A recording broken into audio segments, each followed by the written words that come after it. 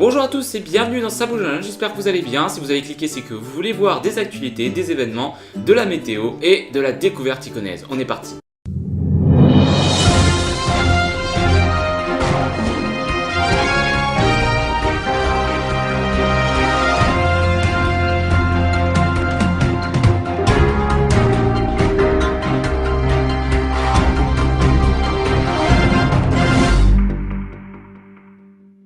Et on commence par l'actualité avec la réunion d'athlétisme organisée par l'Union Athlétique Sénonais qui se déroule dimanche au stade Claude Pitou et qui ouvre la saison en terre sénonaise. Nous parlons du coup de la région de Sens. Pour le président organisateur, Victorien, la participation des compétiteurs du département limitrophe et même au-delà est encourageante car la présence d'une équipe du Jura est annoncée. Auxerre abrite 1000 ans de fresques. De l'abbaye Saint-Germain à la préfecture, en passant par la cathédrale, la ville compte plusieurs fresques réalisées sur un millénaire. Un circuit automobile a failli voir le jour au début du XXe siècle dans l'Avalonnais. Avalon. Au début du XXe siècle, un projet pharaonique a été envisagé. Un autodrome entre Avalon et Vézelay. Une histoire passionnante. Je vous invite à taper ça sur Google, sur internet. Les confluents ouvrent ce week-end. Nous parlons évidemment du camping de Migène. Aline et Yannick, les nouveaux gérants, bénéficieront d'un bel outil. 2 chalets pour personnes à mobilité réduite et 2 autres flambant neufs ont été installés. Juliette, nouvelle bibliothécaire. Saint-Fargeau. Depuis début mars, Juliette est la nouvelle bibliothécaire de Saint-Fargeau. Un poste laissé vide après le décès brutal d'Alban en décembre dernier.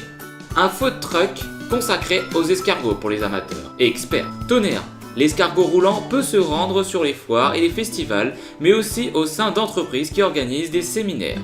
Le toit de la sacristie va être restauré. Nous parlons de Villeneuve-sur-Yonne. Le toit de la sacristie va donc être restauré. L'épisode pluvieux de la semaine dernière a provoqué quelques dégâts sur la sacristie à Villeneuve. Voilà pour les actualités, maintenant nous passons au gros de la vidéo, ça va être les événements. Vous voulez apparaître dans l'émission? N'hésitez pas à nous contacter avec sabouchedanslyon@gmail.com. Et nous commençons par Écolif Sainte-Camille avec un site archéologique à aller visiter. Ce sera samedi 8 avril. De 17h, donc visite du site, 18h30 conférence sur les monnaies, 19h30 apéritif, les recettes d'Apicus. J'espère que je prononce bien. Pour les adultes, ce sera 18 €, de 12 à 18 ans 10 € et moins de 12 ans 6 €. La réservation est obligatoire. Ce sera sur les monnaies romaines et l'apéritif romain. Je vous propose un atelier découverte pour les parents vendredi 7 avril de 19h à 22h. Ce sera l'introduction sur la pédagogie, les soins sur la personne, la courtoisie et plein d'autres choses. La première séance du module, ce sera au domaine des Granges. Les places sont limitées, les inscriptions sont ouvertes. Et la deuxième séance sera prévue le 12 mai 2017. Nous continuons avec Somkes Église samedi 8 avril à 18h30, la chorale des Croque-Notes de Brion. Concert gospel et Joseph Larreau. L'entrée ce sera 10 € et pour les enfants de moins de 12 ans 5 €, sans réservation. Claire Elzière et Dominique Kravik à la guitare, chanson française. Ce sera à Moutier-en-Puisé, au foyer, entre parenthèses, samedi 8 avril à 20h. Vous pouvez téléphoner directement. Vous avez envie de marcher? Je vous propose une randonnée pédestre dimanche 9 avril. Pour les adultes, ce sera 10 €, les enfants 5 € et randonnée seule 3 €. Gratuit pour les moins de 10 ans. Vous aurez 14 km ou 7 km. Le départ entre 9h30 et 10h30. L'avoir de Pifon. Et d'information, ce sera au profit de la coopérative scolaire des Pifons pour financer le voyage du Futuroscope des CE1, CE2. On enchaîne avec un salon VDI, artisanat et bien-être à chez eux. Salle polyvalente, ce sera dimanche 9 avril de 10h à 18h.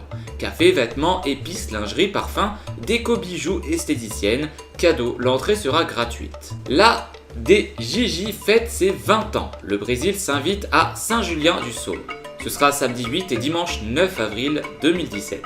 Vous aurez stage national dirigé, art culinaire, percussion et spectacle. Une exposition à Cravant à la salle polyvalente, ce sera les peintres et artistes régionaux. Ce sera du 8 au 9 avril, avec Cravant en fête. Pour ce qui est des horaires, samedi de 11h à 19h et dimanche de 10h à 18h. L'entrée sera libre. La porte ouverte, samedi 8 avril de 14h à 18h si vous aimez le canoë-kayak. Ce sera ouvert à tous, jeux et buvettes sur place. gratuit. Initiation au canoë-kayak en 1 bis route de Petit-Vaux, à Champs-sur-Lyonne. C'est tout pour les événements, vous en avez un bon paquet, donc vous pouvez piocher dedans. En tout cas, maintenant, on regarde la météo. La météo avec Météo 89, les prévisions. Lundi 3 avril, la semaine débute dans des conditions ensoleillées. L'anticyclone regonfle sur le pays. Quelques cumulus inoffensifs se développent en journée et décorent le ciel. Les éclaircies sont fréquentes. L'ambiance est agréable. Une petite ondée est possible en fin de journée sur le Morvan. Rien de conséquent. Mardi 4 avril, une petite faiblesse de l'anticyclone. Mardi, des nuages un peu plus nombreux reviennent sur le Gâtinais et la Puisée en journée. Quelques ondées sont à prévoir, rien de conséquent non plus. Le thermomètre est stable le matin, il affiche une légère baisse l'après-midi.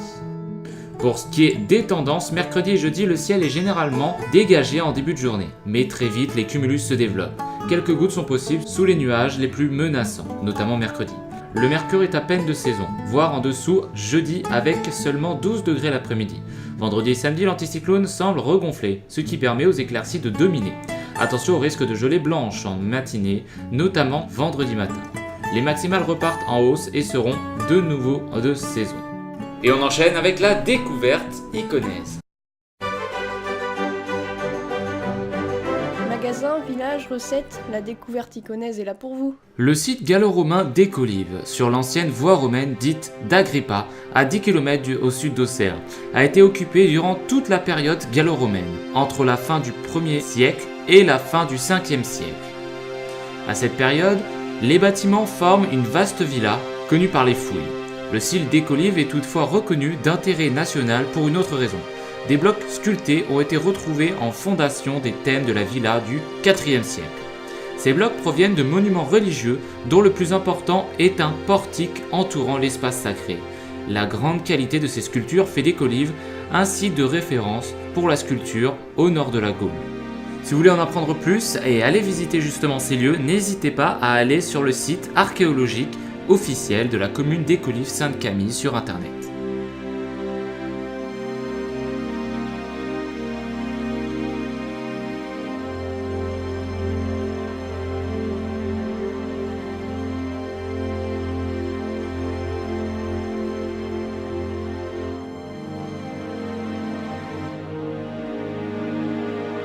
C'est tout pour cette émission, merci de nous avoir regardés, j'espère que ça vous plaît toujours, n'hésitez pas à faire des critiques, à commenter dans les commentaires justement, à aimer et à partager.